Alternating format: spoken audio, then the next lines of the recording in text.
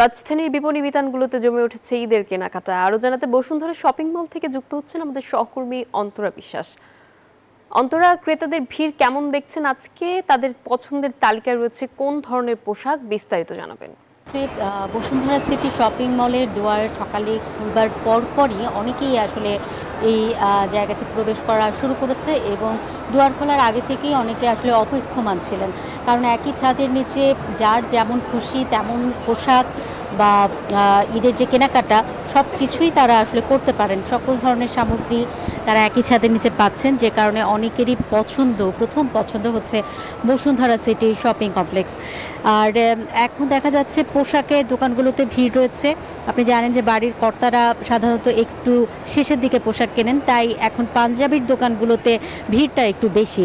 তবে নারীদের অনেকেও কিন্তু পোশাক কিনছেন নিজেদের জন্য, বা বাড়ির অনেকের জন্য পোশাক কিনছেন, কেউ কেউ আবার গিফটের জন্য পোশাক কিনছেন।